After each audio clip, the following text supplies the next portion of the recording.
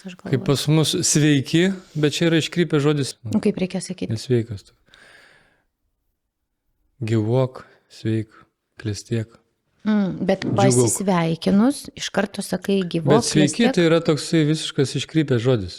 Jis yra neutralus, padarytas toks kaip invalidas žodis. Sveiki. Nekonkretus, ne? Jo, Toks- sveika dar visai neblogai būtų. Sveika. Arba būk sveika, tai būtų tiksliau. Bet sveika tai toksai dviprasmiškas jisai žodis. Tai tu sveika ar nesveika? Ar tu sveika?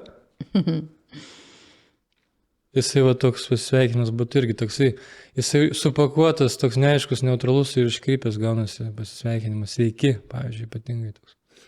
Jeigu pridėkim prie jo žodį sveiki gyvi, tai jau neblogai būtų. Nes ir sveiki ir gyvi, tada jau dvigubai jau. Kai du žodžiai jau stiprėja, reikšmė aiškėja. Bet jeigu kreipies į vieną žmogų ir sakai sveiki gyvi. Tai tu iš karto matai ne į vieną, tu matai jo šeimą. Ir giminę. Ir Tai yra kas geras dalykas. istorijoj buvo prieš. Ir kas Supratau. ateityje dar bus. Supratau, tai yra gerai, kreiptis Jo, pas tai yra žmogų gerai. jūs. Nu.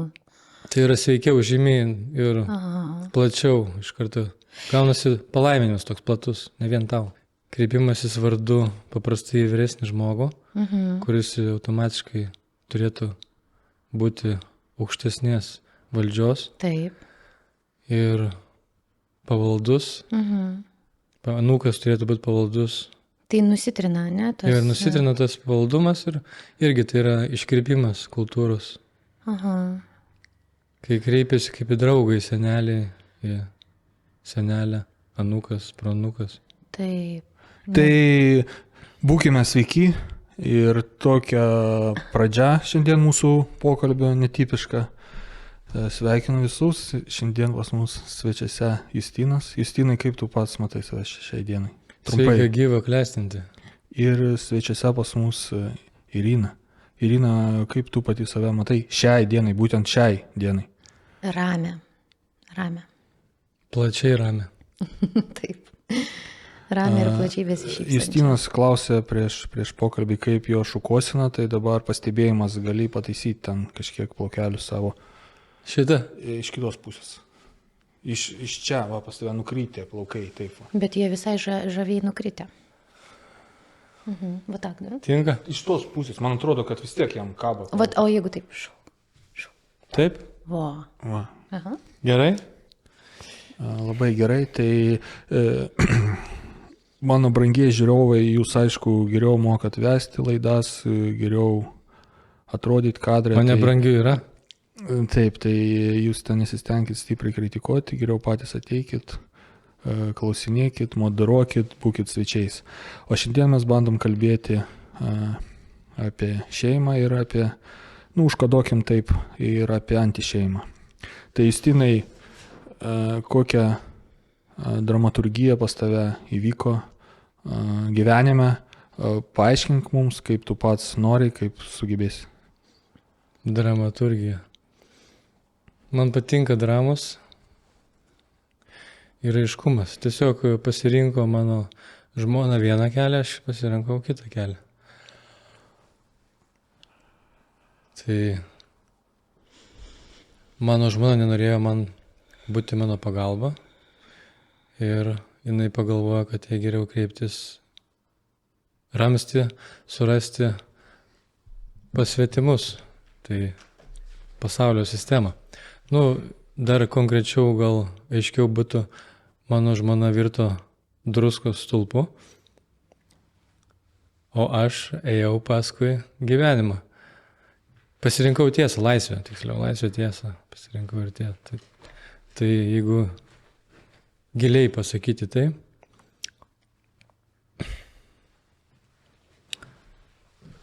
Labai suskambėjo įdomus žodžių derinys druskų stulpas. jo. Irina, ką tu dėl to manai? Ar tau teko būti tokiu stulpu, ar ką tu manai? Kai nuskambėjo šitie žodžiai, mano vaizduotėje iškilo, ta prasme, tokia kaip skulptūra, figūra, kuri nebegali judėti prieki. Tai čia toks sąstingis, kad žmogus tiesiog va viskas, jisai įgavo tam tikrą formą ir dabar jisai joje ir lieka. Tai ar man teko būti? Aš manau, tikrai per gyvenimą būdavo akimirkų, kai tiesiog sustoja ir atrodo nebeteka energija ir tu nebežinai, kokią kryptį pasirinkti. Bet gal aš ne visai buvau sustingus, tokia gal žėlės formos labiau, nes visada pajudėdavau pirmin. Tai ar čia apie tai buvo Druskos stulpas, kad... Jo, manau, kad neblogai. Gerą įžvalgą pakankamai, gili, bet galima irtis dar giliau, tai yra, kur žiūri, tuo ir tampi. Taip. Jeigu žiūriu aš arba mano artimasis į pasaulį, tai jis tampa biorobotu arba Druskos stulpu. O kur reikia žiūrėti, kad būti, išlikti savimi, savo gyvastį neprarasti? Į gyvenimą, į gyvybę, į gyvybės teikėją, kūrėją, mūsų kūrėją, praktiškai taip. Tai Druskos stulpas, kaip sakant, tu sakei giliau, o kaip rašydavo Joseph Brodsky, poetas, visos tos situacijos, problemos, čia toks amžinas žmonių šienas per amžius. Paprasčiau aš pabandžiau išreikšti problematiką. Druskos stulpas, tokia metafora gal kažkiek sudėtinga, o žmogaus šienas bus paprastesnė. Tai aš į paprastumą nuėjau. Tu į gilumą, aš į paprastumą. Tai kaimuose nežinau, ką labiau suprastų. Tave ar mane, arba pasiūstų abu į laukus.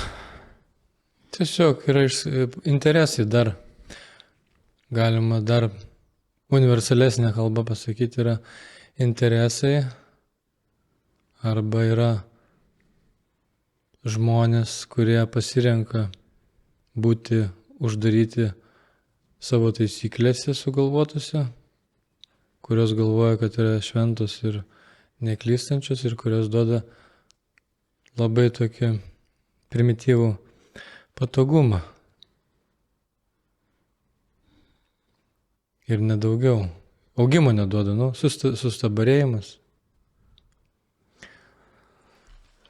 Tai išgirdom filosofijos, tai Irina, tu kaip moteris kažką gali pagaut bangą ir irgi ištransliuoti kažkokią savo filosofiją. Iš to, ką girdi, ką jauti. Man įdomu būtų sužinoti, per kur vyksta tas augimas. Ar jis tikrai vyksta tik per kažkokią vieną kryptį? Ar galim leisti tokią galimybę, leisti, kad daug krypčių ir žmogus turi teisę ir gali rinktis. Judėti čia, pabūti čia ir laviruojant pagauti tą savo bangą ir atrasti tą tikrąjį savo kelią. Tiesos kelias vedantis vienas, praktiškai vienas yra kelias. Tai Jėzus Kristus yra vienas kelias, kuris veda į tiesą. Per jį mes pažįstame tą tikrą kelią ir jis mums neleidžia blaškytis, ieškoti ten kitur. Nes pakankamai daug tų blaškymosi yra realiai ant savo kailio. Žmogus per savo gyvenimą yra daug patyręs, pavyzdžiui, pradedant nuo vaikystės, darželio, mokyklos, universiteto darbo, vadinamos karjeros, šeimos, santykių kažkokiu, tai galbūt kelionių. Kad ir kelionės galime imti banaliausias dalykas.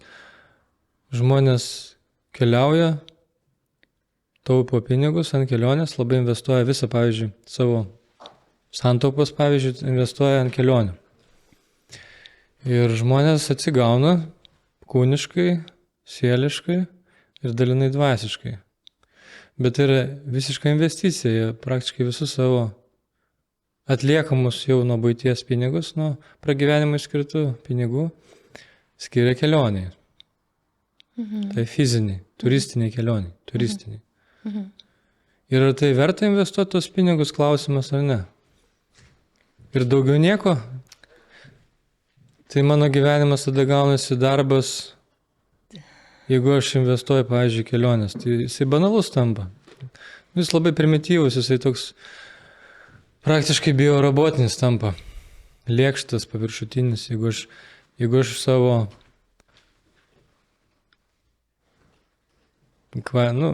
vadinkim, gratinėlę investuoju kelionėm, tai tas kelias iš karto automatiškai, nepatisotina manęs.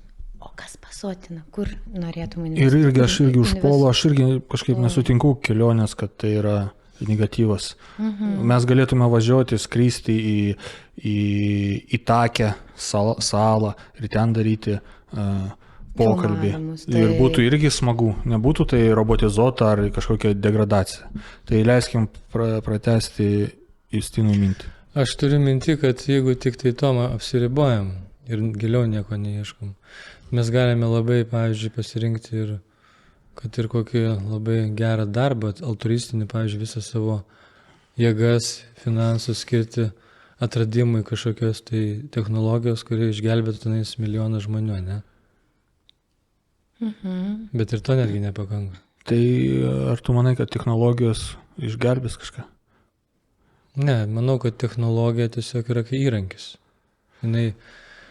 Jinai nėra jos tiesioginis paskirtis, kad galutinis išgelbėjimas, bet jinai įrankis arba išgelbėjimai, arba įrankis pražūčiai, arba gerai ir blogai. Irina, Justinas paminėjo ten kelią, per ką rasti, ieškoti, tai o tavo kažkokie variantai yra, per kokį kelią, ką nors galima rasti? Kaip tu ramybę randi, pavyzdžiui, tikrą ramybę? Aš jos ieškau visada, aš nepasakysiu, kad aš ją esu radus. Šiam momente galbūt savo dėmesį nukreipiau į vidų, į tai, kaip aš jaučiuosi iš tikrųjų. Ir dabar šiuo metu aš jaučiu ramybę. Bet tai nereiškia, kad išėjus, atvažiavus namo, ar ta ramybė išliks. Tai galbūt aš labiau esu apie tą atsiminimą tos ramybės, apie tą grįžimą visada prie jos. Ir kur bebūčiau, tai tos ramybės reikia ieškoti viduje. O tu kažką esi radusi, kuris dalykas tas lieka su tavim ir čia, ir kitur, ir namie? Ar yra tokių atradimų? Taip. Tas protas, jis visada yra su manim. Ir jausmas. Tai šaltinis. O tu, Justinai, jeigu neminėti žodžio Dievas, ką nors esi atradęs, kas tavo gyvenime išlieka stabiliai ir būna visada? Be abejo. Ir tai reikalauja. Išgrynink, paminėk, ką tu turi omeny. Reikalauja viso dėmesio, tai esminio, pirminio dėmesio. Kad dėl to, dėl šitos ramybės, dėl džiaugsmo, aš darau, kad dauginčiau tą ramybę ir džiaugsmą savyje ir aplinkoje. Aš, pavyzdžiui, iš Viežaičių kaimo atvažiavęs ir aš nelabai supratau tavo minties, tai apiforminti galima, kas čia dalykai ar čia nedalykai, nes aš nesupratau. Pavyzdžiui, ką tu atradai konkrečiai? Atradau, kad galima viską pagerinti ir didinti tvarką visose savo srityse. Irina, tai tada kaip mes pavadinsim šitą dalyką? Kai tu gali gerinti dalykus visose srityse, tai ką tada žmogus atranda? Kaip čia pavadinti vienu žodžiu, ar įmanoma? Gal žmogus nesijaučia pilnas ir nepriima savęs iki galo ir jis taip vis nori gerinti. Sudėtinga, tai gal klausimų tokių negalima užduoti, gal jie neturi atsakymų, tai ką jis atrado, aš nelabai suprantu. Tai aš irgi nesuprantu. Aš bandžiau sužinoti, bet jis kalba, o ką jis atrado, aš taip ir nesuprantu. Tai gerai, gal žiūrovas supras ir parašys komentaruose, jeigu tu, Justinai, taip tau kitaip gaunasi atsakyti. Įvardinti, apiforminti nesigauna. Abstrakcija gaunasi. Aš tai išgirdau. Nes kai aš atsakinėjau, Justinas atsakė, paskui pridėjo net tą žodį šaltinis. Šaltinis, tu tą turėjai menį? Taip, ir aš tą girdėjau, bet aš jį taip savo norėjau pasisavinti. Gal, sakykime, taip, matrica, braižas. Yra bendras braižas, kai galima mes iš prigimties galim žinot kiekvienas iš principo žmogus, kūrinys, kas yra gera ir bloga. Mes jaučiam. Ir kiekvieną kartą mes taip pasirenkam. Ir kuo mes labiau esame ištreniruoti tą jautrumą, jausti, kas yra gera ir bloga, tai tuo labiau ir didėja to gero arba blogo mūsų pirmiausiai viduje ir aplinkoje po to. Bet tai yra labai toks dalykas, kad tu apie blogą ir gerą gali žinoti tik dėl savęs. Dėl kitų mes negalim žinoti, kas jiems yra bloga ar gera. Tu gali žinoti dėl kitų, dėl savo vaikų, pavyzdžiui, jeigu tu turi. Vaikai, o mes grįšim prie temos šeima, antišeima, kaip mums tada traktuoti, kai žmonės tos šeimos nebelieka, kai vyksta antišeima. Čia gėris ar blogis? Man labai patinka terminas anti šeima. Anti, pavyzdžiui, žmona, anti vyras, anti žmogus, anti vadovas, anti kažkas tai, ne? Tai čia... Tai tu iškart pasufleruoji tą, kad yra kažkas tikras, ne? Tai turi būti tikras ir netikras. Tikras ir priešingas. Pavyzdžiui, kaip turėtų, pavyzdžiui, būti tikras vyras elgtis ir kaip tikra žmona elgtis, ne? Tai iš kaimo tau žmonės pasakys, nieks nežino, kaip tikra, kas netikra, kas kaip turi. Nieks nežino, kaip laimingai gyventi. Akivaizdu. Nes galim patikrinti. Bet ko prieisim ir nieks nežinos. Tai yra instrukcija, kas yra kas. Tokia instrukcija yra konkreti labai. Kokia? Kaip perki, pavyzdžiui, kokią nors mašiną skalbimo ir ten yra instrukcija. Ir jeigu tu, pavyzdžiui, būtum vaikas ir ją pirmą kartą matytum tą skalbimo mašiną ir tą skalbimo mašiną dar nematytum, kaip su ją naudojasi kiti žmonės, tai iš principo tau reikalinga tada būtų instrukcija. Nors tu dabar jau suaugusi ir tu matai, kaip kiti naudojasi ir maždaug mokėtum naudotis, be instrukcijos dabar. Bet jeigu niekad nematytum tos mašinos ir niekad nematytum, kas naudojasi anksčiau, tai tau būtina yra instrukcija. Taip. Tai iš principo ta instrukcija yra Biblija. Kas yra gera, kas yra tikra žmona ir kas yra tikras vyras ir kas yra tikras žmogus, arba tikras vaikas, arba tikri tėvai, tikri vadovai, tikri specialistai, amatininkai. Ten yra tiksliai parašyta, kas yra kas Biblijoje. Ta instrukcija.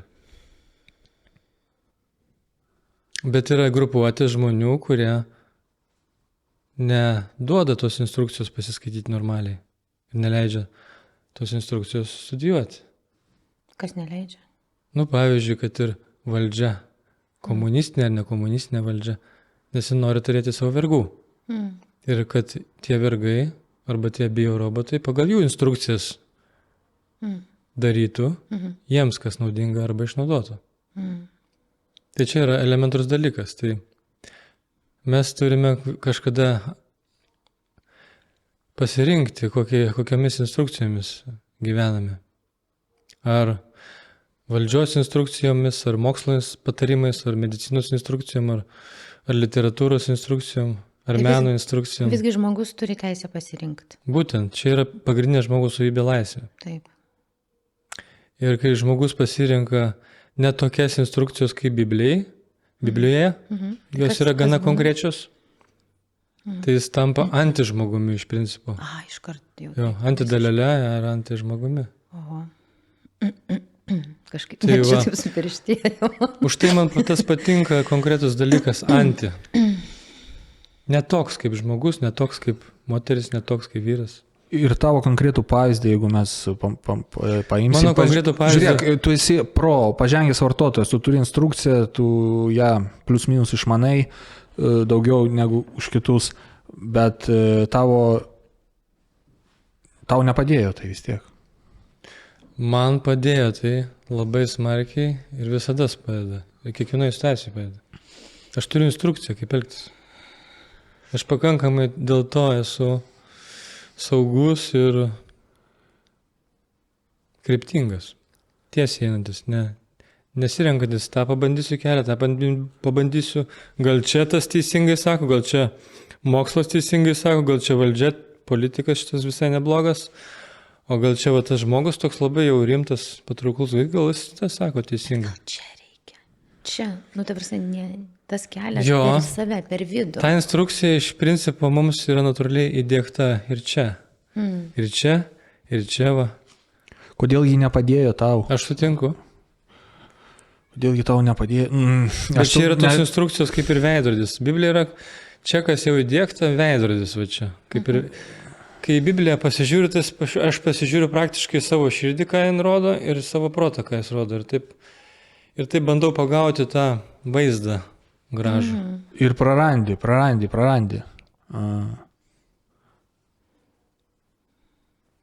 Kaip prarandu? Prarandi.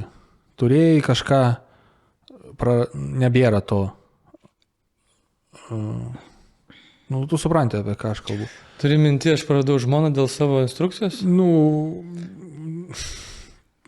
Ta klasikinė šeima irgi prarasta tada gaunasi. Nemanau, kad jin prarasta. Manau, kad tiesiog yra laisvas, kadangi mes esame sukurti laisvi ir mes pasirenkam, kokiu keliu eiti, ar antikeliu, ar tikruoju keliu.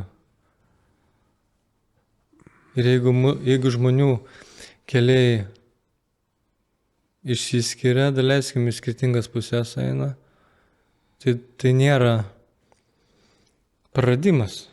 Keliai išsiskyrė, šeima liko. Tai yra ėjimas, vis tiek ėjimas tai yra. Ar taip, ar taip.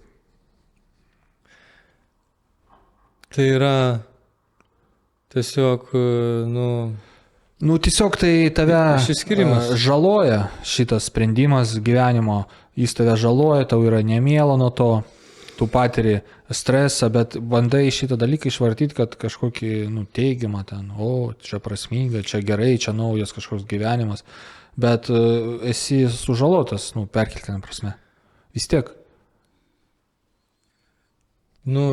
Esmė tame, kad mūsų kelias savame nėra garantija, kad jame, jeigu eisi teisingai ir tiesiai, tai nėra garantuota, kad tu nebūsi sužalotas. Yra garantija, kad visi mes būsim atakuoti to gyvenimu, bet skirtingai. Kelias iš principo daug žaizdų duoda. Kelionė yra varginantis dalykas. Reikalaujantis ištvermės. Bet esminis. Ir būtinai sužalojantis realiai ir praktiškai ta kelionė išoriškai baigėsi mirtimi. Ir jeigu tu vadinsi, pavyzdžiui, gyvenimą, ignoruosi, kad gyvenime nėra mirties ir sakysi, kad turi būti čia viskas patogu ir ignoruoti mirtį, tai irgi tas pas bus, žinai, esmė ta pati. Esmė taip, bet ta pati, kalbėjom apie šeimą, žinai, atėjom prie mirties ir. Turiu minti, kad šeima nebūtinai turi būti, kaip maloni ar patogi, ar visų interesai turi būti patenkinti, bet esmė šeimos yra ta, kad šeima turi eiti viena linkme kartu. O jeigu šeimos nariai vienas nori eiti kartu, kitas nenori eiti kartu ir nesutarė tarpusavį, nesusitarė, kad tuo keliu eisime, tai skirtingais keliais eina. Arba kenčia. Kentėti tai yra... Nesveika. Kentėti tai yra tiesiog šios kelionės atributas. Banalus, ar kaip čia pasakyti, įprastas atributas, nes per kančią tik tai galima pasiekti kelionės tikslą. Ne tik per kančią. Ne tik per kančią, bet be kančios neįmanoma pasiekti kelionės tikslo, be kančios. Rezultatų sportininkam ar įmanoma be kančios pasiekti gerų rezultatų sportininkams? Sportininkė, klausiu. Galima to nevadinti kančia. Tu gali nekentėti. Galima nevadinti, mirtimi irgi galima nevadinti. Ir skyrybas galima vadinti neskirybomis. Taip. Nu, reikia įdėti pastangas sportininkams. Būtinai reikia įdėti pastangų. Ar tai lengva, ar tai malonu? Taip. Bet tai kartu ir skausmas yra. Nu, aš sakyčiau, kad tai nėra lengva, bet... Taip, tai nėra lengva. Skausmas jisai nėra dvasinis skausmas, tai yra fizinio kūno skausmas. Taip. Bet tai nėra tas dvasinis toks kančios skausmas. Tai va, aš šitoj vietoj gal taip išskirčiau. O tavo gyvenimo kelionės ir eina atributai? Nesuprantu klausimų, man lengvesnių reikia, tokių konkretesnių. Ką reiškia Moterim gyvenimo konkretesnių atributai? reikia, vyram galima filosofiškai. Ką reiškia gyvenimo atributai? Nu, gyvendama, eidama savo keliu, į ką tu orientuojasi, kas svarbu tau. Kad monitorinti situaciją to pačiu, ar teisingai einu. Tik motivacija. Gal nusukti, kažkur reikėtų, gal sustoti. Atributika, ženklai, formuluotės, kažkokie žodžiai. Jausmas, kaip aš jaučiuosi toj situacijai. Ar aš gerai jaučiuosi, ar aš blogai jaučiuosi. Tai jeigu aš jaučiuosi blogai, klausimas, ar tikrai man reikia toliau tęsti ir tą blogumą didinti, ar visgi reikia padaryti kažką, kad pakeisti kitą polių. Išspręsti. Kad minties nepamesti, ten, man atrodo, čia labai netikslus kompasas orientuotis. Į ką? Jausti blogai ar gerai, nes čia irgi gyvenimo atributika, bangelės, mes gyvenam ir pus taip, kad jausis tu ir truputį blogai, truputį gerai, paskui tas vėl keisis. Taip. Ir čia kaip ir norma. Taip. Ir eiti keliu ir orientuotis, o čia man dabar blogai, tai tikriausiai ne tas kelias. Aš taip išgirdau ir man pasirodo, kompasas tas nelabai efektyvus. Jo, tai aš nesuprantu, ką man reikia pasakyti, kaip atsakyti šitą klausimą. Ne, palauk. Be kompasos, Kompasas, kirčiavimas. Ne, čia tu pasakėjai, kaip pasakėjai, niekas nežino, kaip geriau tau kalbėti ir aš manau, tu pati vis tiek išsisuksi. Jin pasakė nuoširdžiai, Irina, pasakė, jeigu jin gerai jaučiasi, tai reiškia, jin gali eiti to keliu, ne? Tai o jeigu blogai jaučiasi, gali neeiti. Taip. Bet ne faktas, nes faktas, lietus praeis, saulė pasirodys, ryte bet kokiu atveju. Tai ir bus geriau. Jeigu tu matai dėl ko, tu eini ten ir kentie, ne kažkokia tai kažką darai dėl ko, tada viskas okei, tu eini ir lietų, ir sniegą, ir šlapdribą, ir viską, ir tada tu ateini, nes tu žinai dėl ko. O kai tu nežinai dėl ko kažkuriam tai gyvenimo momente, tai tada... Tai mano brangie žiūrovai, aš neatakoju Irinos, aš tokio tikslo neturiu, tai jūs nepykit. Tiesiog taip gaunasi, kad nestabilus tas jausmas, orientuotis į jį. Nes turi tikslą, tada jausmo to kompaso nereikia, nes turiu tikslą. Jeigu tikslo neturi... Vis tiek jausmas turi būti. Tai tu jį turėsi ir taip, jis netims iš tavęs to jausmo niekas. Tau bus miela, paskui truputį bus nemiela. Ir taip gyvenimas vyks. Aha. Aš pastebėjau dabar, kad... Man įdomu, gerai, supratau, negalim uždavinėti klausimą. Ne, palauk, užduok. Sibėje, kad jos dadėti. Neužduok, tai galima užduok. Gerai, kokie tavo gyvenimo orientyrai? Tada gal aš suprasiu. Bet čia labai aukšto lygio klausimai, orientyrai. Как ты мне сказал? Ne, viskas gerai, tu paklausai, galima paklausti, bet nemanau, kad aš turiu tikslių atsakymų. Aš, kai kalbėjau savo pastebėjimus, garsinau, kad pastebėjau, kad jausti puiku, bet tai ne visada tikslu gali būti, aš tą pastebėjau. Ir man patinka jausti, nėra taip, kad aš jausmų specialistas ten ar intuicijos specialistas, bet dalykai yra puikus labai taip tokie. Bet orientuotis ir matoti visą gyvenimą pagal jos galima suklysti irgi. Aš dabar įsiklausiau Iriną ir supratau, kad jeigu motivacija yra gera ir mato tikslą ir viziją, tai gali Irina ir nekreipti jausmus pagrindinio savo dėmesio. Ir pakentėti truputį, jeigu reikės dėl tikslo. Taip, aš gerai supratau. Taip, Ir tai yra normalu. Tai vis dėlto jausmas nėra pagrindinė motivacija pasirinkimui. Nu jau taip. Va, iškart nesuprantu. Nu, aš tikrai nesuprantu. Tai mes jau supratom, su Justinu jau 2 žmonės suprato. Bet jausmas yra irgi reikalingas. Be jo. Dar to gilesnis be vidinio dalykas į negali jausmus. Tie jausmai gali būti labai gilus ir dvasiniai jausmai. Taip. Ir jie pasakyti esmę, kur tiesa ir kur laimė, kur nelaimė. Jeigu jie gilesni. Tai va. Tai mano atveju aš jaučiu, kad Biblijoje yra tikra tiesa. Aš jaučiu ir matau praktiškai tą. Ir jeigu aš pasirenku per Biblijos prizmę pasirinkti, kur man eiti, ką daryti, tai aš visą laiką paskiau jaučiuosi nugalėtojas ir pasiekęs, kaip sportininkas pasiekęs medalį gavęs. Bet taip. Tai o aš noriu į paprastumą nueiti, nes paprastumas yra vienas iš pagrindo grožio, genialumo. Paprastumas turi tas būti. Tai aš nueisiu į marginalų pasaulį ir ten irgi viskas yra tikra, destrukcijos. Tai aš galiu paprastai pasakyti, paliudyti iš savo patirties šeimos, kad, pavyzdžiui, mano žmona galvoja, kad jinai yra teisesnė ir nori mane užvaldyti, kad aš vis laik sakyčiau jai taip. Ir tu sugadinsi save tada, prarasi. Jo. Ir aš tada tampu savo žmonos šuniuku, pavyzdžiui, ant pavadėlio to mažiukų, kaip dabar labai madingi tie mažiukai, šuniukai, man jie nepatinka, nes aš nesuprantu, kokią funkciją atlieka, nes šuo turi atlikti funkciją. O šuo gaunasi vietoj žmogaus. Dažniausiai.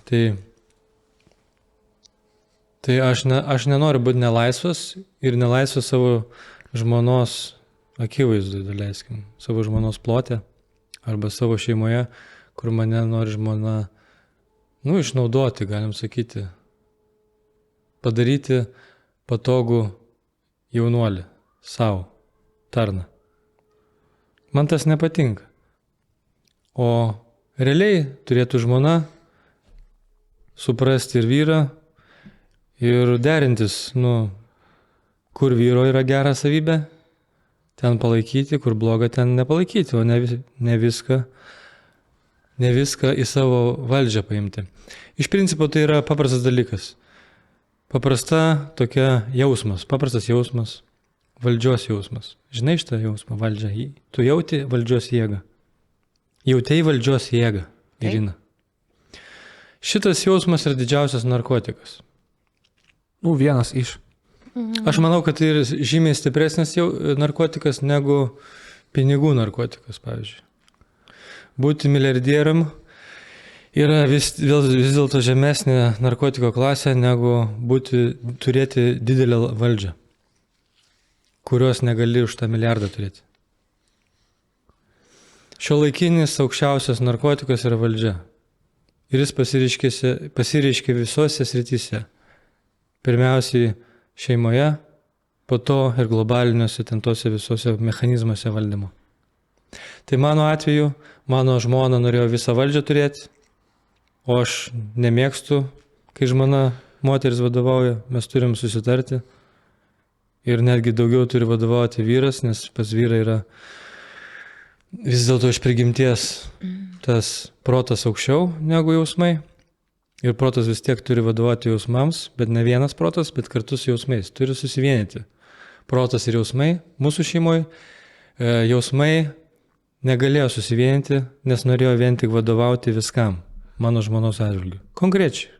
Gana konkrečiai. O kur mes visi žiūrim? Galiu dar sukonkretinti, jeigu norite. Kur mes visi žiūrim tada, kai mes jaučiam simpatijas vienas kitam ir tik ten po 5 metų mes suprantam, jį myli valdžią, jį nori ten ant pavadėlio. Geras klausimas. Tai mes akli kaip nesuprantam? Ne, mes nekli. Mano konkrečiu atveju, mano žmona buvo jaunystėje prieš 20 metų, daleiskim, nebuvo tokia kaip dabar. Jinai turėjo jaunystės suvokimą, gerą pagrindą, gerą tikėjimą, gerą kultūrą, daleiskim. Iš pilnos šeimos? Iš pilnos šeimos, nors komplikuotos, nors jos tėvai alkoholikai buvę. Nu, tai čia svarbus momentas. Čia labai svarbus momentas, už tai aš jį pabrėžiau. Todėl jie ir gali sau leisti padaryti anti šeimą. Taip, jinai į tą linkusi, bet jinai jaunystėje vis dėlto buvo įkvėpta tiesos dvasios, gero mąstymo, buvo įkvėpta daryti atskirą savo ir mums bendram gėriui visiems šeimą. Nu, ant gero pagrindo viskas buvo. Gera motyvacija, geri norai. Čia tokia tema, kad Irina neiškristų iš eterio, aš manau, jį turi ką pasakyti, nes patirties kažkokios Aš klausau. Nu, bet irgi iškrenti iš eterio. Neiškrentu, viskas gerai, aš... Tu kažką... В лабиринте хожу. Ну, Nes dabar čia tokia tema, kuri, man atrodo, yra aiški tau irgi. Kažkiek iš dalies, o gal netgi 100%. Bet aš noriu paklausyti toliau. Nu, pavyzdžiui, jaunystės mūsų pagrindas šeimos buvo Jos ar tavo šeimos? mūsų šeimos, jaunavedžių šeimos. Pagrindas buvo toksai žmogiškas, geras pagrindas. Tai yra bendras stalas, bendra lova ir bendra malda ir bendri planai. Stalas ant 3-4 kojų, ane? Čia yra gerai. Aš aišku pažydžiu etiketą, bet papildau, o aš savo įsivaizduoju, kad tikrai būtų skirtingos tos kambariai. Bent kad būtų toks kelias, kad būtų skirtingi kambariai iš skirtingos lovos. Nu, visko gali atsitikti, žinai, trumpam gal čia būtų išgelbėjimo kažkokie ratai. Kad paskui atrasti viens kitą vienoj lovai ir vienam kambarį. Tegul būna 2 kambariai. Nu, čia tiesiog mano iliuzija, aš nežinau. Nes aš apie tai nieko nesuprantu. Prašau. Šitą iliuziją negali būti, nes jinai bus bandymas, kuris jau pabandytas daug tūkstančių metų. Žmonės daug tūkstančių metų gyvena vienoj lovai. Jo. Ir jeigu susiranda dar kitą lovą, tai tada ta šeima kabutėse virsta jau ne šeima. Gaunasi šizofreniška šeima arba vienmainiška šeima. Nu, aš manau, visiems akivaizdu, jo, taip. Nu. Tai čia yra bendra žmonių patirtis ir dėl to vestuvės vyksta viešai. Brangus Justinai, patirtis gyventi vienam kambarį, patirtis skirtis, patirtis būti neištikamam, per amžius tie dalykai eina. Taip. Jie geri ar blogi, bet čia patirtis. Čia žmogiškas čia faktorius. patirties. Jo, Tai čia istorija. Kur čia, į ką orientuotis, kas būtų kompasas. Ir tas vyksta, ir tas... Kompasas yra Biblijai parašyta. Kas būtent? Tai yra žymiai, tenais Biblijoje yra ir jausmai, ir protas, bet jie yra iškristalizuoti ir grini. O kai kariuomeniai kareiviai pasakytų statutę kareiviškam parašytą visą gyvenimo prasme, žinai, kai tu būni sistemai. Nu, jeigu ta sistema yra tau aukščiausia, tai tada tragedija gaunasi. Nes jeigu tau pasaulio Jiems sistema... aukščiausia, jo, kitaip nesigauna. Tam laikui ta sistema tinka, bet jie, kai atitarnauja, jau tą kitą sistemą turėti. Tai taip pat tos sistemos žmogiškos, kur ką tik aš paminėjau, pavyzdžiui, bendra lova, bendras stalas, bendra malda ir bendri planai, ta sistema irgi yra laikina. Ir jin turi arba kažkaip augti, tvirtėti, arba patobulėti, prisidėti kažkokiu tai koju, arba atimti vieną koją, ar pridėti koją vieną. Turiu minti, kad žmogus iš principo ir žmogaus genomas parodo, kad tai yra auganti spiralė. Tai ne stalas, ne kėdė, ne... Kas dar? Kilimas. Ne kilimas, ne lempa. Tai yra augantis organizmas į viršų. Ir jis auga spiralę. Erdviškai auga. Ne 2D grafika, bet jau 3D grafika, pasidaro 4D grafika. Jau išmoksti kitokių žingsniukų, supranti, kad yra viena tvora, yra viena sistema, yra aukštesnė sistema, yra tiesiog kitas brandos dalykas. Pavasarį vienaip tu galvoji, o jau rudenį kitaip, vasarą dar kitaip. Tai žmogaus gyvenime yra pavasaris, vasara, ruduo ir žiema. Ta aš noriu pasakyti, kad keičiasi viskas. Ir mąstymas keičiasi, ir pasirinkimai, ir galbūt jau kelionės nusibosta, tu jau bandai vietoj turistinių kelionių pasirinkti piligriminės kelionės gal, ne? O po piligriminių kelionių galbūt jau tu nori pastoviai bendrauti su panašiais į save žmonėmis, su panašiai tikinčiais ir dar kažką naujo padaryti su jais. Matot, kai viskas keičiasi. Ir kūrinyje viskas yra keičiasi. Ir sporte keičiasi viskas. Kažkada 100 kilų iškėlęs buvo labai kietas bachūras. Ir galvoja, kad 100 kilų jau nieks daugiau už 100 kilų neiškels. O pasirodo ateina ir jau 1000 iškelia. Nu čia aš nežinau tiksliai, kiek ten iškelia. Jeigu bachūrui per metus, per dešimtmečius šeima išlieka, tai jis irgi kietas tada. Nebūtinai. Jis gali tapti, toj šeimoje tapti ne bachūro, o šuniuku. Jo, geras pastebėjimas. Nors išoriškai... O atvirkščiai nebūna, kad vyras tampa teronu. Nu, ta prasme, taigi yra. Visai būna, tai gali cerberiu tapti, ar kaip tenais, tironu, ar ciklopu tenais. Nes valdžia, taigi... Jo. Poseidonu, tritonu. Čia mano gera muzika. Čia kažkas virsta, Poseidonu.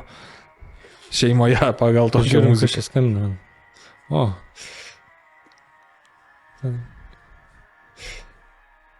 Atsiliepti ar? Taip, aišku, atsiliepti. Taip, brolė. Labą. Dabar negaliu kalbėti, nes filmavime esu. Tokį darom laidą. Tai aš tau perskambinsiu šį vakarą. Ok, ačiū. Iki. Kiek aš atsimenu, kad šeima jūsų buvo daugiavaikė? Jo, mes 4 vaikus auginam. Taip. Aš toliau auginu, tik tai ne taip artimai. Aha. Turiu savo kitą plotą gyvenamą. Aha, gyveni atskirai. Jo, gyvenu atskirai. Ir kai tas vyko, tas, kūviko persukimas, tai ar jūs susikalbėjot, ar reikėjo ten advokatų ir viską dalintis, ir jau ten taip kažkaip labai... Dalinai reikėjo. Nebuvo taip žiauriai, bet vis tiek tai buvo neteisingai. Nebuvo pagrindo tam. Vien iš teisinės pozicijos nebuvo pagrindo. Teisinė pozicija skambėjo tik tai kaip jausmų atšalimas, daugiau nieko. O čia yra teisinis pagrindas. Tai pirmiausia, ta sistema, kuri priima teisinius sprendimus, teisinė sistema, jai užtenka tik tai vieno žmogaus noro, be jokių realių pagrindų teisinių, kad skirtis. Tai pirmiausia, ta sistema yra savyje bloga. Vien dėl to, kad jai užtenka noro vieno žmogaus, jeigu vienas žmogus nori išsiskirti, bet be pagrindo realiai, tai jis ir išsiskirs. Nes teisinė sistema yra neutrali, galim sakyti, šeimos atžvilgiu ir vaikų atžvilgiu. Ir netgi sunku pasakyti, kas tai yra ta teisinė sistema. Ir subjektyvi, jeigu taip bendrai tariant, nereali, subjektyvi, neturinti pagrindų. Iš vis teisinė sistema, šiuolaikinė teisinė sistema jau iš viso nesupranta, ant ko jinai pastatyta. Nesuprasi.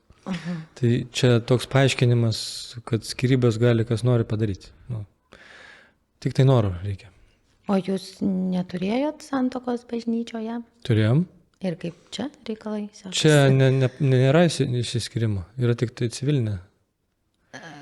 Tai o kaip? Skyrybos yra tik civilinės, o bažnytinė, jeigu užsinorėtų mano žmona padaryti, pavyzdžiui, bažnytinę oficialų skyrimą, dvasinis skyrybas, tas vadinamas bažnytinė, tai to nepadarytų, nes jis neįrodytų pagrindą. O koks turėtų būti pagrindas? Čia tiesiog man. Pagrindas turi būti konkretus. Muša, geria. Jo. Pirminis pagrindas tai yra neištikimybė, jeigu aš turėčiau meilužę. arba kažkas panašaus būtų. Arba su peiliu vakarais. Arba būčiau smurtininkas, arba dar kažkoks išsigimėlis ir panašiai. Tai kaip dabar, Alkoholikas, o kaip narkomanas. dabar tu apibūdintum tą šeimą? Nu, tai tu sakai, kad dvasiniai plotmėje, ne, jūs vis tiek liekat šeima, nes skyrybų ten nėra. Dvasiniai, teisiniai katalikų bažnyčios plotmėj taip. Taip. Nes yra dvasinė katalikų bažnyčios teisė. Tai visgi, kaip tu jauties?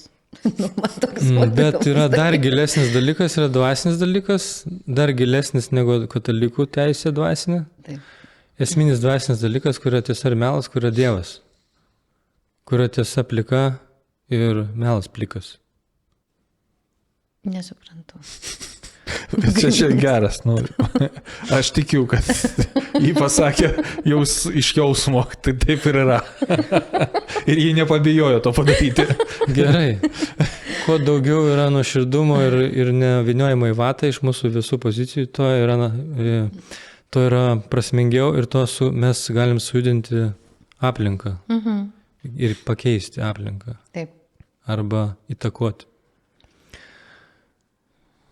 Tai yra grina tiesa, yra grina realybė. Ir jinai iš principo yra dvasinė, o mūsų ta realybė fizinė, jinai tik atspindi dvasinę realybę arba yra dvasinės realybės skafandras drabužis. Tai aš esu įsitikinęs to ir patyręs, ir tikiu, tiesiog patyręs, kad mūsų kūnas yra dvasios drabužis. Gerai.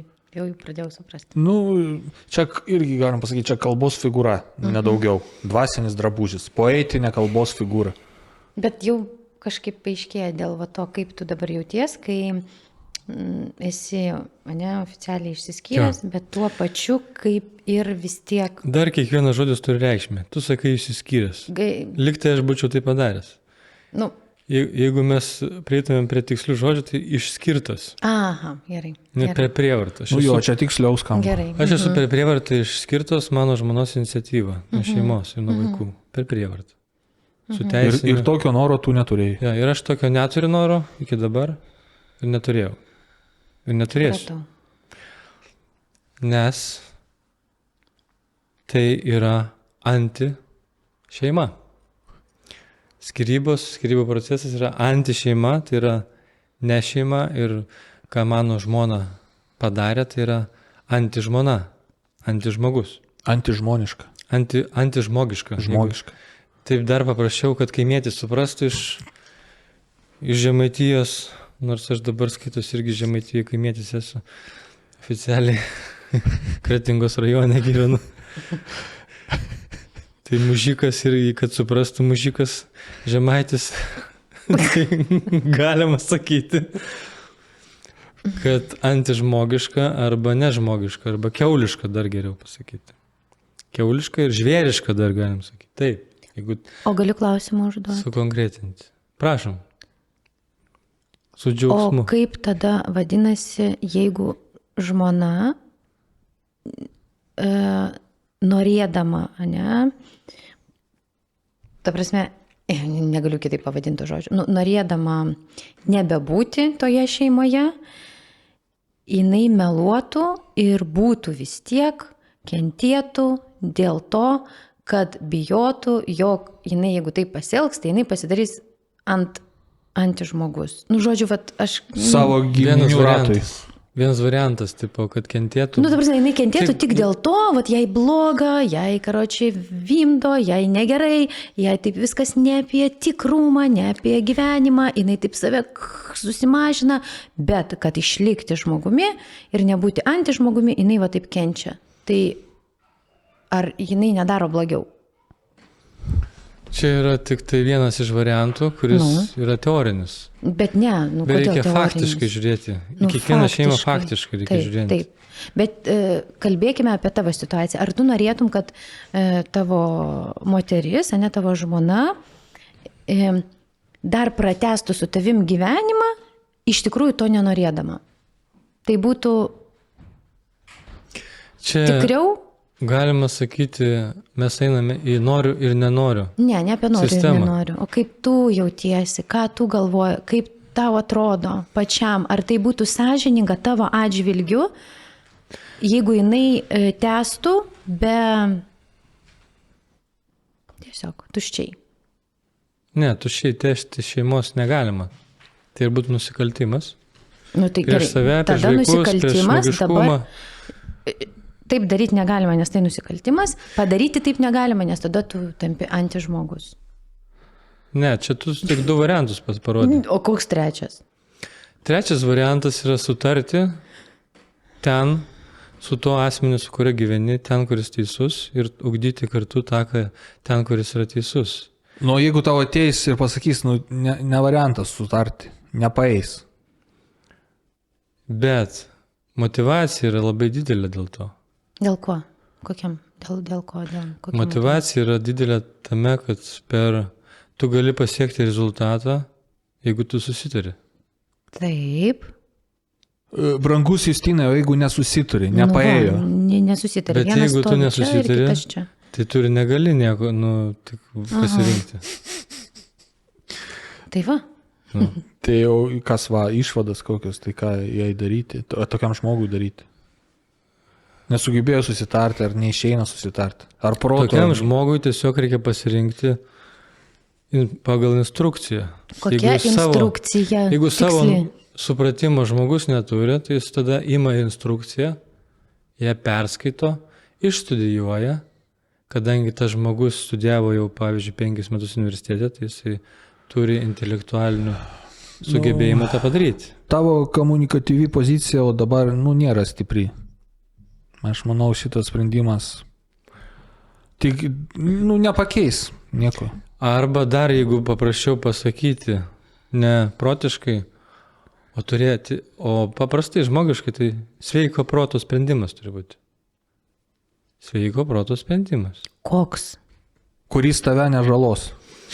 Kuris, nesvarbu ar mane, bet kuris būtų apmąsčius paprastai geresnis negu skyrybos, pavyzdžiui. Ne? O jai galbūt tai yra geresnis variantas. Jai. Tai tada reiškia, reikia žiūrėti tikslės motivacijas, kodėl jai yra geresnis tas variantas. Ir gal tos tikslios motivacijos yra visiškai liguistos. Bet taip, širdį užspaudė.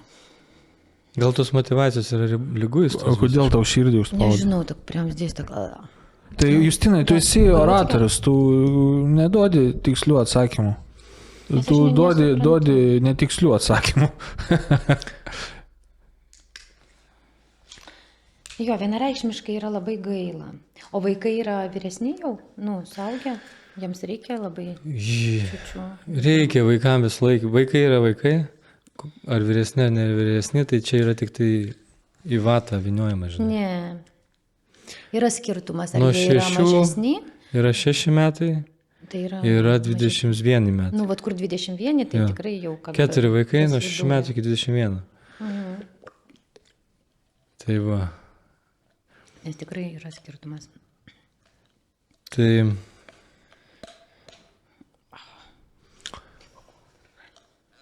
O kam nereikia, nes taip sumastyti yra.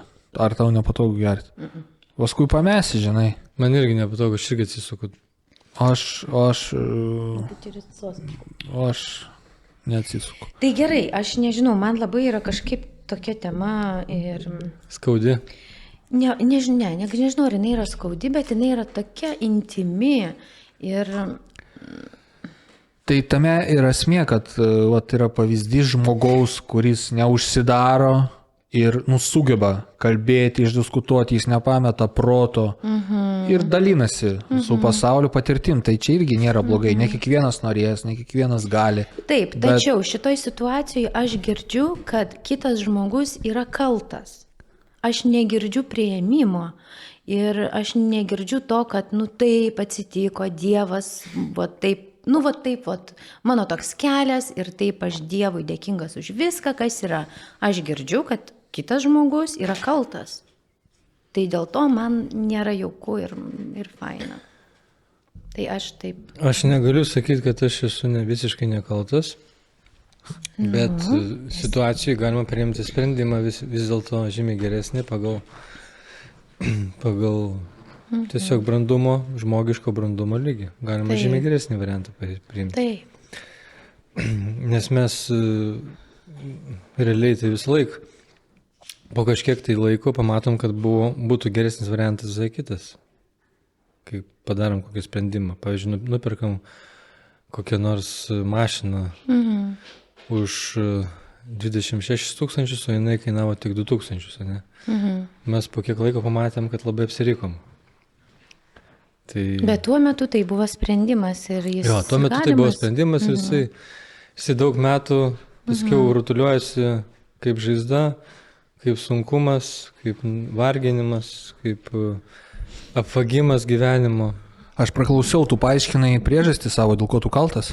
Ne, jis apie mašiną pasakojo, kuri kainavo 26, o... Justinai, kokios mašinos? Žiūrėk, o aš intuityviai tai pasakysiu, kad vertėjtų tą kitą žmogų per prievartą vadovautis instrukciją, kurią tu mėgsti ir tu reikalavai, kad mėgtų taip pat ir tą žmogų. Ir praradai balansą ir laivas pradėjo nebesusivaldyti. Tai kiek aš esu arti tiesos, žinai, jeigu tu mėgsi tiesą. Tai čia yra tik vienas iš požiūrių. Požiūrių? Kodėl tas žodis požiūrių? Čia nebūtinai turi būti realybė. Čia tik tavo supratimas. Taip, aš toli nuo realybės. Ar vertėjai kitą žmogų mylėti instrukciją? Interpretacija. Dalinai taip, dalinai. Matai, tu irgi taip. Aš negaliu sakyti 100%, aš ne kategoriškas. Jeigu aš kategorijom pradėčiau kalbėti, tai mes taptumėm biorobotais. Tikriausiai tavęs prašė mažiau vadovautis instrukcijom. Tavo žmona prašė tavęs mažiau vadovautis instrukcijom, mažiau, žodžiu. Ar neprašė? Ne. Neprašė? Ne. Mano žmona prašė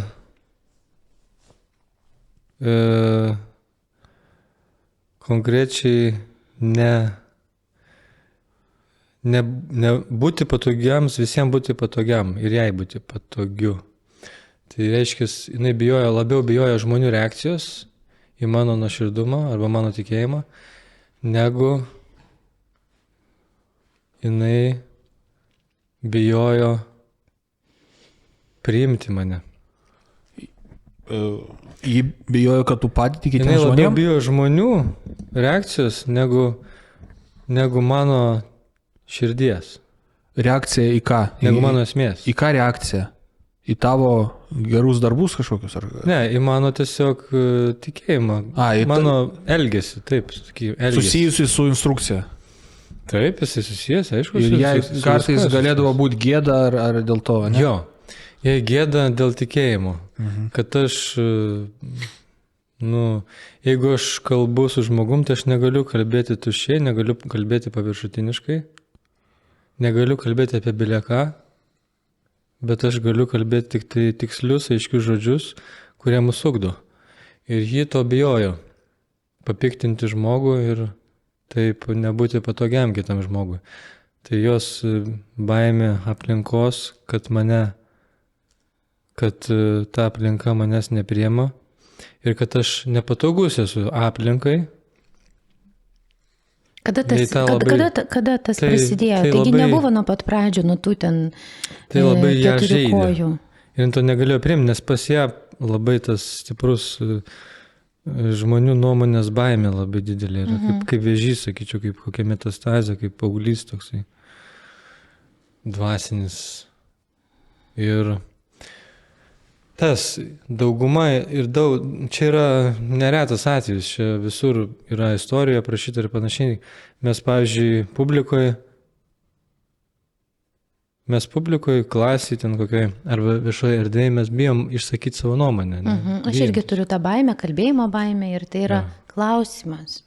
Kada pasireiškia ta baimė? Ar tai buvo nuo pradžių, ar tai tik tai kažkada prieš į pabaigą jau?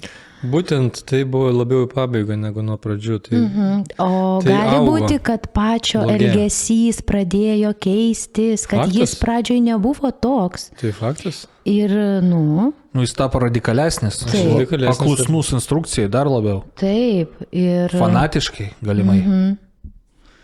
Nuoširdesnis aš tapau. Nu, čia tu Bet- pasirinkai naudingą savo spalvą, žinai. Nu, širdesnė, bet fanatiška spalva čia irgi tinka. Jeigu pažiūrėti iš kito kampo. Ne, čia pirmiausia yra nuoširdumas. Paskiau galima prie to spalvos pridėti kitus atspalvius. Bet čia pamatas yra nuoširdumas. Kalbėjime tarpusavyje. Būdavo juoko kažkokių nereikšmingų, nu, ta prasme, tokio briedo. Čia į kalbą, kas jai jau aišku. Kaip jį daryti, žinai. Ne, aš bandau suprasti, va taip, va, ir aš gyvenu ir visada, va, nuoširdų, faina, tikrai, labai įdomu, bet tai tęsiasi ir visada tas pats ir ar buityje irgi su knyga ir instrukcija. Buity, lovai, kambariai irgi su knyga. Nu tai va, aš apie tai. Aš manau, Ne, ne. taip. Nes aš ten kažkur jau visai Ne, tu įsivaizduoji nuklimpau. paviršutiniškai, taip nėra. Kad aš vaikštau visą laiką su Biblija. Nes toks įspūdis susidaro.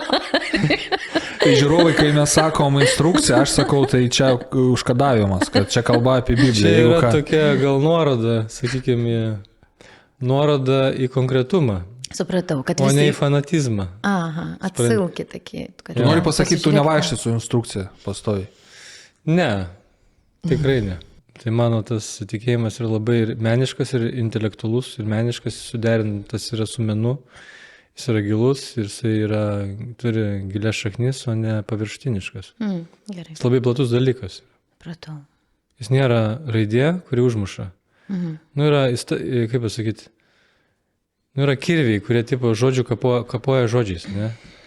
Yra parašyta taip ir viskas, ne? Tai aš nesu kirvis, aš esu labai daug ir iš meno pozicijos, ir iš intelekto, ir iš įrankių, iš technologijų pozicijos, iš muzikos, iš literatūros, aš viską suderinęs su Biblija, su muzika, su literatūra, su technologijom, su mokslu, Kislarodinį balioną tau reikia, Irina. Juokis labadinė. su sportu, su aktyviu poilsiu, su santykiais, su psichologija. Su viskuo. Tai labai plačiai. Jinai negali būti Biblija atskira, jinai visa kūrinyje yra Biblija, tarp kitko, ir visi mokslai Galimai. jie tik tai liudija apie tiesą, ir apie grožį, ir apie meną, ir apie ramybę, ir apie džiaugsmą, ir apie gyvenimą. Jeigu mes paimsim fiziką konkrečiai ten, arba Taip, pavyzdžiui, kvantinė fizika. Jie yra gražesnė už instrukciją. Žymiai. Taip, kvantinė fizika, kvantinis kompiuteris, tai iš viso yra grožis Biblijos. Chemija yra, Kvantinis kompiuteris. chemija yra gražesnė Ten už Biblijoje yra instrukciją. apie tai? Taip, aišku. Ne, fizika yra gražesnė už instrukciją. Ir chemija yra gražesnė už instrukciją. Taip, kadangi aš pats esu Tobulesnė. chemikas, Jūs, Irina, supranti, link ko aš vidu, ar Taip. nesupranti? Aš chemijoje. Nesupranti. chemijoje aš matau tą magiją, tą Biblijos magiją. Supranti, tą va, kūrybos kaip čia, magiją. fizika, chemija Fizikoje yra aš- gražesnė ir galingesnė už tai, ką parašė žmonės. Bet kokios instrukcijas.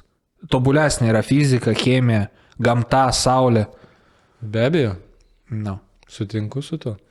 Nu, Grinai to žodžio prasme instrukcija. Instrukcija buvo tik įžanginis žodis, kaip koksai palyginimas, kur galima suprasti tiesą ir nesuprasti.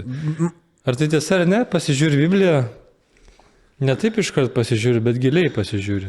Ir dar pasižiūri Bibliją su fizika, su chemija, su menu.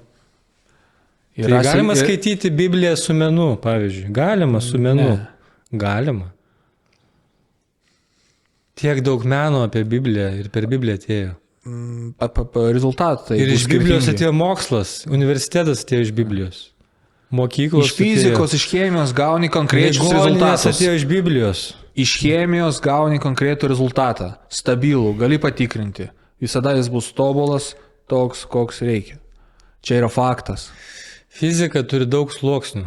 Chemija Turi sluoksnių. Turi. Chemija turi mažiau sluoksnių nei fizika, bet fizika dėsnis nuo dėsnio yra kaip irgi spiralė. Yra 2D dėsnis, 3D, yra kvantinė fizika, yra mechaninė fizika. Ir jos atrodo nesuderinamos. Bet tai yra fizika. Ar yra šeimos fizika, šeimos chemija ir ką mes apie tai išmanom? Galima tai pavadinti tiesiog. Čia yra pavadinimas daugiau. Bet tame pavadinime gali būti ir ta fiziologija, tilpti ir chemija, ir fizika, ir dailė, ir menas, ir istorija, ir literatūra. Ir instinktai. Biologija gali tilpti. Čia viskas telpa. Mūsų protas yra iš principo yra sugedęs ir nori viską skaidyti, pavadinti fiziką, chemiją, bet chemijos nėra be fizikos, fizikos nėra be chemijos, šeimos nėra be chemijos, biologijos nėra be, Žiūrėk, Irina. be chemijos ir panašiai. Čia viską mes įskaidom. Tai Biblija nėra atskira nuo fizikos, chemijos, mokslų, kūrinijos, planetų, visatos. Bet įvyksta vis tiek klaida, grožio, įvyksta šeimos. mutacija ir mes gaunam antirezultatus kažkodėl. Mutacija vyksta į gerą ar blogą pusę, ne? Bet mutacija iš principo turi vykti į gerą pusę. Sako, nėra nieko gero ir nieko blogo. Ir mutacija, kuri pasidaro į Yra blogą patirtis. pusę, tai yra degeneracija, Jūs degradacija. girdėjot, Justinai pastebėjimas sakė, nėra gero, nieko blogo. Nėra nieko gero ir nieko blogo. Yra patirtis. Čia vienas iš gyvenimo būdų, gyvenimą gyventi čia toks. Tai patirtis pasisakymas. yra gera ar bloga pati savaime. Tu pasakėjai, kad yra patirtis, tai tu reiškia, tu vis tai kaip gerą vertini patirtį. Ne. Ta prasme. Palauk, mes neatakuojam Iriną, mes ją mylim, tai žiūrovas nepykit. Tai taip, gerai, blogai, gerai, tu gauni patirtį, patirtis. Ir tada logiška, čia Justinas pastebėjimą įgarsino, kad tai ta patirtis gali būti vėlgi bloga ar gera. Ji tave gali žaloti, gali ne. Taip, ir ką tu patirtis atsakysi gali tada? žalojanti Tave būti, tobulinti gali, arba gali atvirkščiai. būti tobulinanti. Taip, bet jinai nėra nei bloga, nei gera. Nei bloga, nei gera. Tai jeigu tave sužalojo, Gali tai būti. Ir turi čia būti. faktas, kad yra blogai žmogui, kai jį sužaloja. Gal ir Tai ne žinau, faktas, aš gal ne neįsivaizduoju. faktas. Ne. Palauk, kaip neįsivaizduoju. Nu, Kiek nežinau. metų gyveni, turbūt turi gaudytis. Jeigu tave sužaloja dalykas, perkeltinė prasme, netiesiogiai aš Aš netgi- vaikiškai galiu pasakyti. Palauk, Vaikiškai. Galim vaikiškai. Problema. Palauk, o kas uždrįsta, ne, ne, vaikiškai, ne, jau pažeidė Vieną taisyklės. kartą turėjau aš susituokti, taip, čia, apsiženyti, kaip moteris, ką daro, apsiženyti. Tekėti. Tekėti, gerai. Kaip saulė patikėjo. Tekėti, turėjau aš tekėti. Ir viskas jau buvo suruošta nuostabiai, jau greitai tos vestuvės. Ir teko man dalyvauti koncerte. Žodžiu, aš šokau, dariau tam tikrus akrobatinius elementus ir man trūko achilas. Blogai, skauda, operacija, ramentai, gipsas ir vienu žodžiu reziumė, vestuvės neįvyko. Neįvyko jos, nes mes daug ten buvo priežasčių, visokių patirčių, ne? Ką aš galiu pasakyti šiai dienai, tai labai nuostabu, kad jos neįvyko. Geras palyginimas. Kokia mano ta patirtis buvo? Bloga, ta prasme, blogai sulūžo, man skaudėjo, viskas ten, Dieve brangus, kaip, bet šiai dienai aš suvokiu. Taip, kad tai apsaugo nuo dar blogesnių dalykų. Tokia išvada. Tai šita patirtis buvo iš pradžio atrodė bloga, bet jin pasirodė po kiek laiko, kad jin labai gera yra. Tai jinai buvo tokia patirtis. Apsauganti. Taip, ko gero. Tai aš irgi tą turiu minty, kad skyrybos yra savaime blogai, bet po kiek laiko pasižiūri, kad dėl tų skyrybų išsaugojo kažkas gyvybę, pavyzdžiui. Tai tos patirtis nei geros, nei blogos visokios būna. Aš labai sekundę. Aš žiūrėjau filmą, lietuviška renovacija vadinasi. Aš neatsimenu, kas režisierius.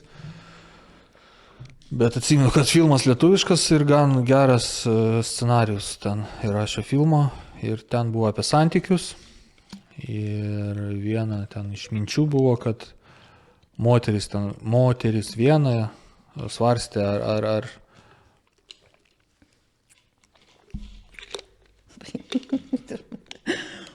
svarstė, žiūrėdama į vyrą, ar norėtų jį su juo praleisti visą gyvenimą. Ar norėtų.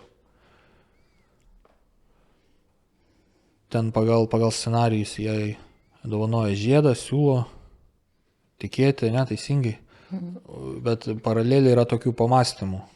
Ar norėtų, moteris taip galvoja, ar norėtų jį gyventi su tuo vyru visą gyvenimą. Ir atsakymo akivaizdaus nėra. Tai aš kaip ir klausimo neuždaviau, bet tokią situaciją pasiūliau. Kaip jūsų nuomonės? Ar mes žmonės norim, ar turim gyventi su kažko, būti su kažko visą gyvenimą? Ar įmanoma taip?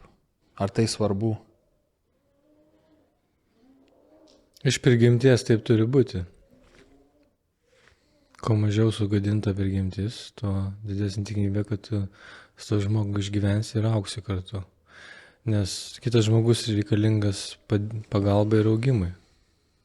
Ir pagal tiesą, tai žmona yra vyro pagalba, o vyras yra žmonai pagalba. Tai taip turi būti iš prigimties, tai yra gerai. Tai yra gerai sukurta, gera sistema. Iki galo augti kartu. Irina? Aš nežinau. Aš neturiu atsakymą. Ir tas filmas irgi, jis kaip ir, aišku, neduoda jokio atsakymo, kaip ir kiekvienas filmas, bet situacija subtili. Tokia. Moteris nori tikėti, bet paskui jau užsimasto, ar nori jį su to vyru būti visą Bet gyvenimą. kol ji nežengs to žingsnio, irgi, man atrodo, nežinos. Arba kol Matai, nežengs. yra Ir ten buvo įdomi scena, kitai moteriai apipylė per šokį vynų drabužius. Ir ten kaip ir joko formai pateikta, ir ta pagrindinė aktorė sakė, nu tai o tu norėtum su tuo savo būti visą likusį gyvenimą. Tai sako, nu kol va neapipylė mane vynu, tai tipo, apipylė vyno, tai dabar galvosiu, ar tikrai noriu su juo išlikti visą gyvenimą, žinai. Taip ir joko formų, ir ne joko formų. Tai paprastai labai, galima paprastai žmogiškai, čia nereikia labai gilintis, tai kas nerizikuoja, tas negeria šampano iš principo, visur čia yra. Ir Čia alkoholizmo propaganda. Ne. Čia visur, čia yra ir santuokoje, ir moksle, ir Nu, palauk, darbe. dar paprašiau, tai nereikia kištis iš vis į žmonių šieną. Nu, reikia ne apie žmonės kalbėti, apie idėjas. Ir Šienas kurti. sudegs, o Nu, kas tai po va, šienų? va. Šienas sudega ir kas po to šienų lieka?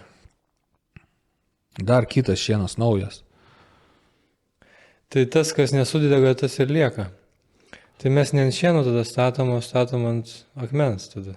Nu, bet dažniausiai ant šieno, man atrodo, mes visi, nu, dauguma klaidas tai vyksta. vis tiek. Galim statyti nebūtinai ant šieno, galim statyti ant akmenų, kurie paskiau subyra. Jie nepakankamai dideli ir nepakankamai įsiknisė į žemę, kad išstovėtų visus potinius. Yra daug variantų. Mūsų mąstymas yra žymiai platesnis negu 0 ir 1, negu technologinis tas informacinis mąstymas.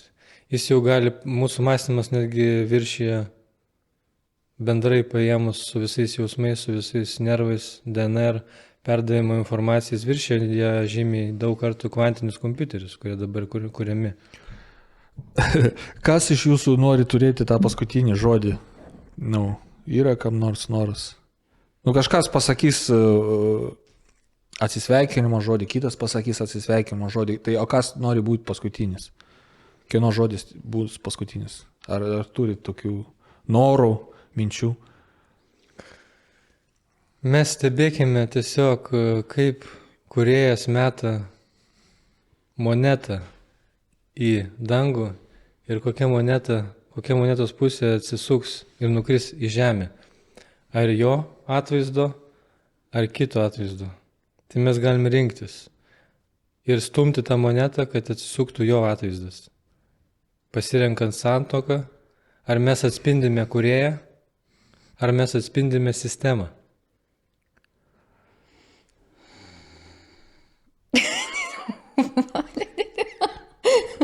Tai toks pokalbis Nuostabu. šiandien įvyko, lankykitės, jeigu būnat Klaipėdoje, lankykitės Klaipėdos dramos teatre, yra ten ką pasižiūrėti, yra spektaklių, ką pamatyti. Sėkmės. Džiūgaukit. Iki. Oho.